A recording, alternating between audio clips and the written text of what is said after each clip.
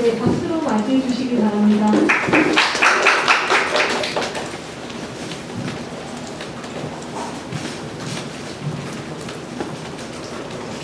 네, 반갑습니다. 콘텐츠 미래형 어플 부장이자 한국어 게임 학교 부장 윤재현입니다. 오늘 제가 말씀드린 대로 게임 확률 아이템 문제와 대안은 무엇인가라는 주제를 가지고 주제 발표를 하도록 하겠습니다. 좀 인사말 소개에도 말씀을 드렸습니다만 오늘 주제도 주제인 만큼 마음이 무겁고 좀 향후에 한국 게임 산업의 미래가 어떻게 돼야 되는가에 대한 과제, 의무감 이런 것 때문에 좀 마음이 무겁습니다. 그래서 왜 사태가 일단 이렇게까지 될 수밖에 없었던가 하는 그동안의 어떤 결과, 그리고 무엇이 문제였던가, 그리고 어디서 문제가 발생했던가 하는 것들을 기본적으로 쭉 시혈적으로 과거의 흐름을 정리해보고, 그리고 현재 지금 우리가 어떤 대응을 해야 되는가 하는 것들에 대한 논평을 하겠습니다. 오늘 파워포인트는 4개 구성으로 기승전결의 4가지의 구조로 되어 있습니다. 확률형 아이템의 최근의 이슈는 아닙니다. 2016년 9월 6일에 어떤 언론 매체가 주최를 했습니다만 제4회 경제토론에 위기의 게임 산업이라는 주제로 이미 확률형 아이템에 대한 이슈가 토론이 가 있었습니다. 그래서 정부하고 학계, 업계, 그래서 게임 산업 발전 대토론회라는 기치하에 제가 발표했던 내용이 바로 확률형 아이템 논란 해법은 무엇인가라는 주제 발표를 했던 적이 있었습니다. 지금부터 5년 전이죠. 그때 당시에 제가 사용했던 파워포인트 있습니다. 똑같이 이야기를 해보겠습니다. 규제 시도에 대한 산업적 배경. 한국의 부분 유리화 모델은 세계 최초의 혁신 모델입니다.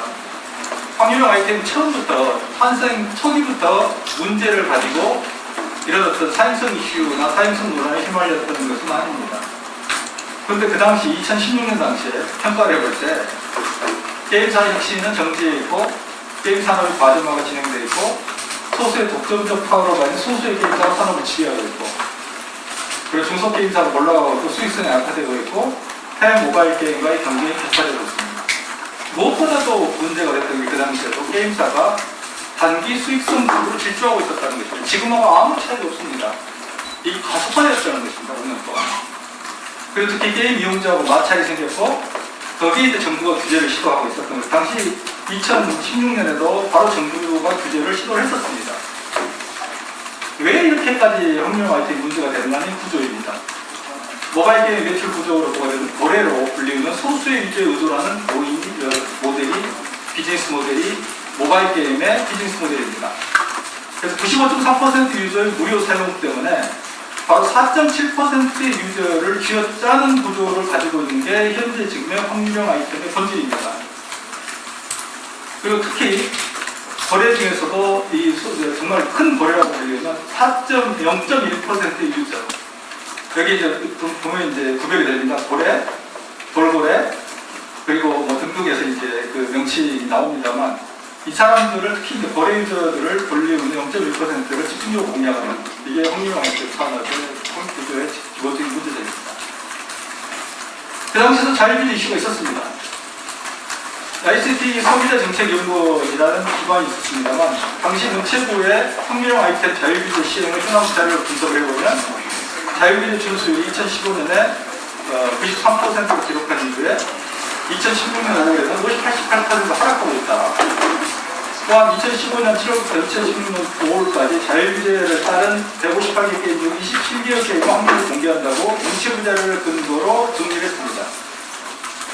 그 당시에 분노와 함께 절망감, 그리고 또 2016년에 똑같이 이용자들이 게임사를 비난했습니다.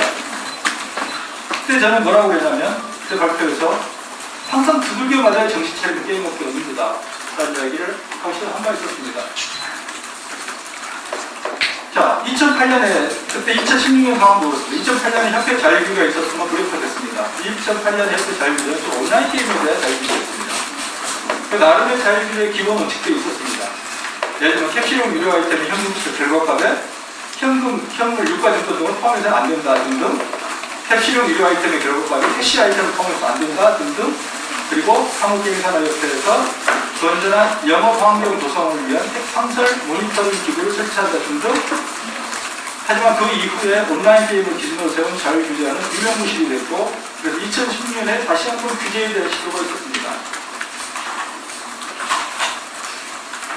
뿐만 아니라 지금 이용자들이 트럭치를 합니다만 그 당시 게임 기업들 관광도 똑같이 했었습니다.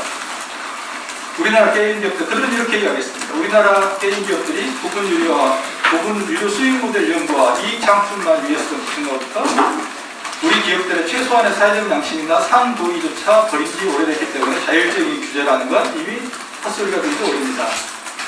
대체부터 게임업계 이익만을 대변하는 단체의 의견을 따를 필요가 없다는 거죠라는 의견들이 나오고 있었습니다. 자, 이런 걸 기반으로 해가지고 게임 유저들이 어떤 불만이 분출하고 사회적 비난이 고조되면서 어떤 법안이 나왔냐면 2016년 10월 29일자입니다. 국토교통위원회 소속인 이원욱 더불어민주당 의원이 대표 발의한 게임산업진흥에 관한 법률 개정안이 나옵니다. 10% 이하 기대값을 갖는 확률형 아이템을 판매하는 경우 청소년 이용 불가 게임을 분류하도록 2016년에 이런 법안이 나왔습니다. 지금 우리가 상황을 보면 2016년이 아니라 5년이 지난 6년이 지났죠. 2021년의 시점에서 보면 너무나 똑같습니다. 이건 되자비 정도가 아닙니다. 똑같은 상황이 다시 전개되고 있습니다. 우리는 그렇게 이야기할 수 있어요. 그동안 6년 동안 뭐였지? 이제 어떤 6년 동안 무슨 일이 있었길래 또는 6년 동안 그때 어떤 걸 했길래 똑같은 상황이 또다시 나타날까? 라는 것들을 이야기할 수가 없습니다. 자, 다음 승을 봅시다. 이건 이제 그 당시 토론에서 제가 했던 제안이었습니다. 첫 번째 공정성, 두 번째 정보 공개, 세 번째 사용 금액의 제한, 네 번째 위반 업체의 공개와 유무형의 제재, 그 정보의 미공개나 허위 공개의 경우 심의 취소를 해야 된다. 그 게임에 대한 승인을 취소해야 된다라는 것들을 강력하게 이야기를 했습니다. 그리고 특히 오늘 저는 하태경 의원이 말씀하셨던 거 보고 좀 놀랐는데, 제가 2016년에 제안했던 학계 사용자 언론이 참여하는 감시기구를 구성해야 된다. 위반 기업의 공개와 제재를 해야 된다. 특히 게임 대기업과 카카오라인은 플랫폼을 대상으로 집중 감시를 해야 된다는 이야기하고 똑같은 이야기를 입법하겠다는 걸 오늘 듣고 좀 놀랐습니다.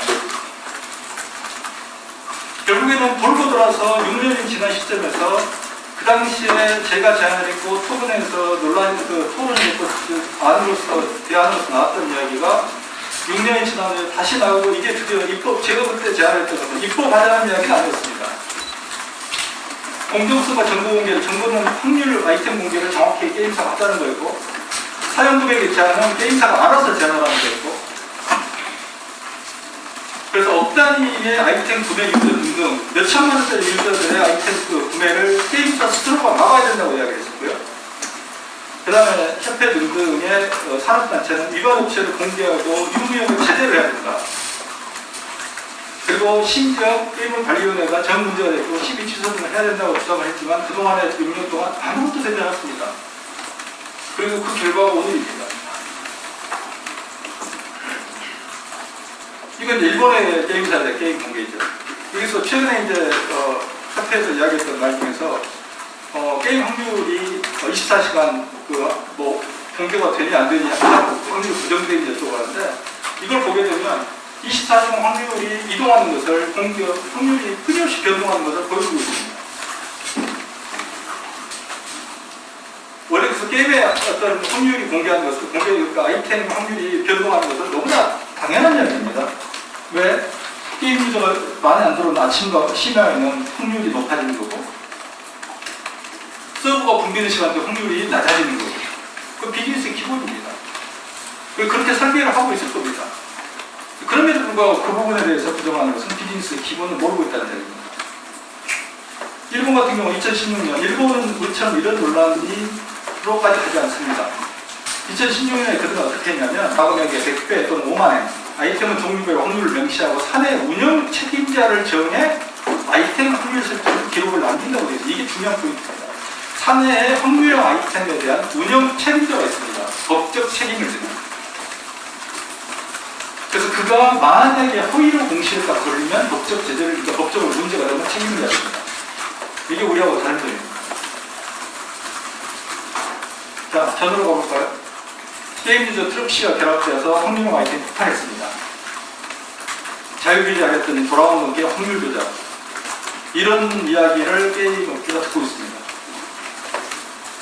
게임 유저들은 다른 산업과 달리 게임에 대한 집착이 강합니다. 왜냐하면 게임을 만드는데, 게임을 구성하는데 자기도 중요한 역할을 하고 있다고 생각하기 때문이고, 그건 사실입니다. 그래서 게임이라는 것은 개발사하고 유저가 함께 진화하는 공진화 모델이 게임의 모델입니다.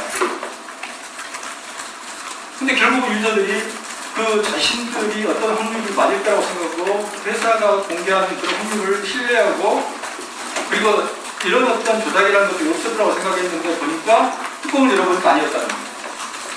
그때 느끼는 배신감이 지금 현 사태의 본질입니다. 그 다음에 자유규제 5년 동안 2016년부터 5년 동안 자유규제 노력을 해봤었습니다. 이건 저희 이제 한국게임학교가 했던 설명의 일부입니다만, 자, 자유규제를 해가지고 6년 동안 해봤는데, 근데 이 결과가 나왔습니다. 자유규제에 참여하는 게임사는 NC, 넥슨, 넷마블 등 7개사밖에 안 됩니다. 그 다음 2018년 6월 1일부터 340건의 실적이 있는데, 이 중 에픽세븐, 다크에드는 6개의 게임을 제외하면 나머지는 전부 7개의 게임입니다. 그리고 국내, 예를 들어서 2019년 게임을관리위원회 통계를 보게 되면 국내 등록불 유통된 게임물이 45만 6천 건입니다. 46만 건에 가깝습니다. 그 중에서 340건이 공개가 되어 있습니다. 그 다음에 공개 대상도 캡슐형 유료 아이템으로 한정되어 있습니다. 그 다음에 자유규제는 게임사가 신고하는 확률이 정확하게 확인할 방법도 없습니다. 위반에도 불이익도 없습니다. 그리고 환율의 적정성과 확률 적정성 논란도 계속 거세지고 있습니다. 그리고 일부 게임사가 또 이탈했는데요. 일부 게임사가 또 문제를 일으키고 있는데, 유료하고 무료 확률을 아이템을 결합해서 흔히 이야기하는 생성이죠. 제3의 아이템을 생성하게 만드는 구조를 복잡하게 해가지고 기존의 자유규제조차도 무력화하고 있습니다. 이게 지금 현재 아까 우리가 대토론에서 2016년 토론에서 5년이 지난 다음에 직면한 똑같은 문제입니다. 산업계도 사실은 산업계의 패착도 이번에 컸습니다. 업계의 전략 부자 자중질환이 이원 화를 자초했습니다. 업계는 어떤 전략이 있는지도 알 수 없고 전체적으로 전부 각계약들이었습니다. 협회대로 3N, 3N으로 전부 각계약들. 자중질환도 발생했습니다. 무슨 전략이 있는가? 예를 들어서 유저들이 문제 제기를 했을 때 트럭키가 초기에 등장했을 때 초기 대응이 실패했습니다. 그 이후로는 게임 회사의 관료화, 조직이 커지면서 관료화가 진행되고 있습니다. 그 다음에 커뮤니케이션 역량이 부재한 걸로 보입니다. 즉 유저들과 진심으로 소통을 하는 자세가 없습니다. 그냥 귀찮은 존재라고 여기는 것 같습니다. 일단 그 부분에 대해서는 마비노기 총대께서 아마 그 부분을 잘 이야기해 주실 겁니다. 과거의 게임 회사의 취임표가 다릅니다. 그리고 게임 회사가 이런 문제가 터졌을 때 책임을 지지도 않습니다. 그 다음에 아이템 확률의 영업 비밀론이 아주 결정적인 유저들의 기름을 끼얹는 그런 경우를 초래했습니다. 영업 비밀론이 나와버리면 그 자체가 무슨 일입니까? 그동안 자율공개, 즉 확률의 자율공개라는 게 자율규제의 핵심이 그동안의 아이템 확률을 대외적으로 공개하는 거였는데, 그러면 그동안에는 자율적으로 공개를 했는데 갑자기 법제하는 순간에 영업비밀이 되어버리면 그동안의 영업비밀을 자발적으로 공개했다는 그 논리적 모순에 빠져버립니다. 이게 초기에 대응에 실패했던 하나의 중요한 이슈입니다. 그 다음에 또 패착이 있습니다. 온라인 쇼핑협회 게임법 개정안 반대 성명서가 나왔습니다. 근데 나중에 취소하라고 또 난리가 났습니다. 근데 그걸 성명서를 준비했던 데를 보니까 아이템베이라는 아이템 거래 중개업체라는 그런 보도가 나중에 나왔습니다. 즉 급하게 온라인 쇼핑협회라는 이름으로 개정안 반대를 성명서를 냈다가 다시 그걸 취소한 이 과정이 일반 유저들이나 국민들에는 대단히 우스꽝스럽게 보이는 겁니다. 그 다음에 넥슨이 아이템 확률을 공개를 선언해버리면서 협회하고 3N에 대우 혼란이 발생했습니다. 지금 이제는 NC나 넷마블로 공개할 수밖에 없습니다. 그러면 처음에 협회하고 3N 그리고 게임사들이, 주요 메이저 게임사들이 반대했던, 즉 확률 자체는 영업비밀이고 기업의 노하우이기 때문에 공개해서는 안 된다는 이야기를 했는데 넥슨이 이걸 공개해버렸으면 이제는 이제 산업계는 오도가도 못하는 겁니다. 공개할 수밖에 없습니다. 지금 NC와 넷마블의 2등 두 번째를 위한 레이스가 펼쳐지고 있습니다. 만약에 NC하고 넷마블이 공개를 하게 되면 그 다음 타겟은 다음 메이저 업체들, 캡스톤이나 스마일게이트나 펄어비스나 이런 데가 될 겁니다. 그 궁극적으로는 법안이 통과되느냐와 관계없이 확률 공개를 할 수밖에 없을 겁니다. 2020년 2월 18일에 왜 그러면 산업계가 이렇게 전략이 부재했고 자금질에 빠졌을까를 그렇게 보면 작년 딱 1년 전에 게임산업교조약의 대토론에서 산업계의 규제 반대론의 공세가 있었습니다. 그리고 일정하게 노이즈를 만드는 데 성과를 보였습니다.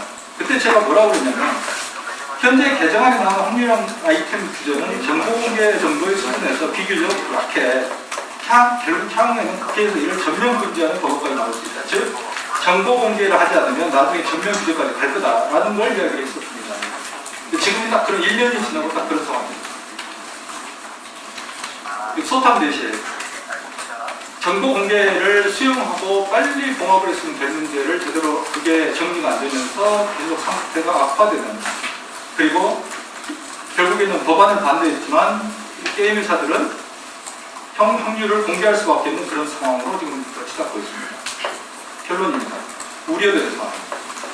아이템 확률 공개에 대한 법제화는 게임 생태계의 건전화, 게임 이용자 신뢰도 모르는 시작에 불과합니다. 이게 모든 문제를 해결되지 않습니다. 문제는 그대로 존재합니다. 그러나 산업계가 확률 정보 공개를 거부한 지금 확률형 아이템 수준으로 올라가는 게임 아이템에 대한 규제는 향후의 정부 부처와 그리고 국회 상임위 간의 주도권 싸움이 될 것입니다. 이미 그렇게 가고 있습니다. 향후 여러 정부 부처와 국회 여러 상임위가 이 이슈에 진입할 겁니다. 그리고 주도권 잭살전은 필요할 가능성도 있습니다. 이렇게 되면 아무도 제어할 수 없습니다. 국감에서 올해 가을에 게임사 대표들 증인으로 줄줄이 소환될 겁니다. 이렇게 되면 코로나 사태에서 겨우 획득한 게임에 대한 이미지 회복은 다시 망가질 겁니다. 폭력성, 과거의 게임이 두들겨 맞았던 중요한 키워드들이죠. 폭력성, 중독성, 지금 게임 질병코도 여전히 지금 휴화사가 나와 있습니다. 다시 폭발할 겁니다. 이번에 거기에 플러스 사이언스 이슈가 터졌습니다. 코로나 때 우리가 게임 산업에 좋은 이미지는 우리가 획득한 게 아닙니다. 동물의 숲을 우리가 만든 게 아닙니다. 하지만 코로나 때 그런 동물의 숲, 그리고 WHO의 게임을 권장하는 그런 과정 속에서 획득했던 좋은 이미지가 다시 망가질 상황에 처해있고 이미 망가지고 있습니다. 자, 어떻게 수습해야 될까요? 게임법 개정안 조기 입법화를 위해서 빨리 논란을 수습을 해야 됩니다. 일단. 그리고 이후에 확률의 적정성, 컴퓨터차의 금지 여부, 청소년 이용과 게임에 대한 규제 여부 등등 논의를 해나가야 됩니다. 이걸 시간을 가지고 논의를 해나가야 됩니다. 현재 일본은 자율규제, 중국은 국가규제에 의해 확률형 아이템을 규제되고 있고 유럽도 규제의 움직임이 강해지고 있다는 점에 대해서 극히 유의할 필요가 있습니다. 즉, 확률형 아이템에 대한 규제는 전 세계적인 하나의 큰 문제입니다. 그런데 만약에 조기 수습이 안 되고 이렇게 한다면 컴퓨터차 금지법이 나왔습니다. 이동수 씨가 백님이 부분 개정안 나왔습니다. 사기죄 처벌. 지금 하태경 의원실에서 고발 들어갔습니다. 공정위에. 또 나아가 청소년 이용과 게임에 확률형 아이템 판매 금지까지 등장할 수도 있고 청소년 이용과 게임뿐만 아니라 성인 게임까지 나중에 들어갈 수도 있습니다. 즉 아무도 원치 않는, 그리고 아무도 제어할 수 없는 그런 상황으로 갈 수 있다는 것입니다. 더 근본적인 문제는 이겁니다. 왜 확률형 아이템이 이렇게까지 문제가 됐을까? 이미 글로벌 진출 의지가 퇴색되어 있습니다. 창업자들의 혁신은 그냥 퇴색되어 있습니다. 3M은 게임 산업 전반이 보수화가 이미 진행되고 있습니다. 심각한 보수화가 진행되고 있는 거죠. 그래서 공격적으로 IP, 게임 개발을 하지 않습니다. 기존 게임 가지고 확률형 아이템을 결합시켜가지고 매출을 극대화시키는 전략으로 가고 있습니다. 저는 이걸 보면서 이런 생각을 합니다. 혹시 메이저 게임사들이 게임으로 탈주가 시작되는 거 아닌가? 말로는 게임 산업이 중요하고 게임이 국가 경제에 이익 기여하고 이런 데가 있지만 실제로 게임을 개발하지 않는 걸 보면서 이건 어떤가 어떡하냐면 현대차가 새로운 모델을 개발하지 않는 것과 똑같습니다. 새로운 모델을 개발하지 않는, 새로운 자동차를 개발해서 출시하지 않는 현대차라는 게 존재 가능할까요? 기존에 계속 소나타 모델을 만듭니다. 아반떼는 아반떼만 만듭니다. 그랜저는 그랜저만 만듭니다. 제네시스를 안 만들었다고 생각했어요. 만약 우리가 자동차나 이런 제조업도 금방 이해가 됩니다. 새로운 제품을 안 만든다면 기업이 죽는 겁니다. 산업이 죽는 거고. 근데 게임사를 보면 계속 현대차가 소나타를 만드는 거, 계속 현대차 아반떼만 만드는 거, 제네시스를 만들고 그리고 제네시스 4인 모델이 상위 모델도 안 만들고, 이번에 또 현대차는 이번에 누구니까 타이거 우즈가 탑사가 GV 어쩌고 하는 자동차가 있었죠. 그것도 신차 모델, 새로운 어떤 타입의 모델입니다. SUV. 그런 걸 현대차는 지금 우리가 보수적이라고 이야기하는 제조업에서는 합니다. 근데 왜 게임 안 하는 건가요?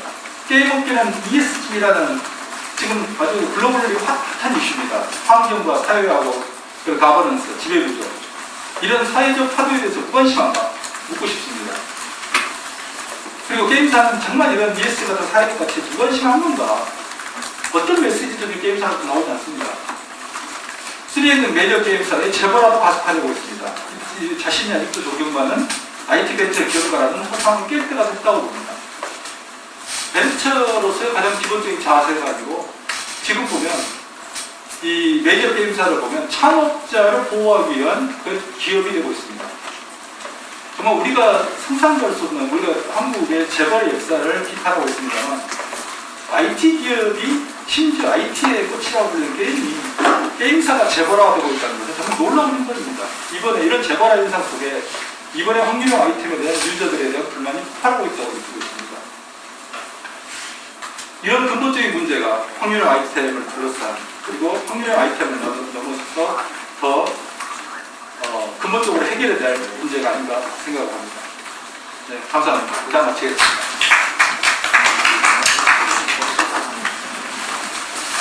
네, 감사합니다.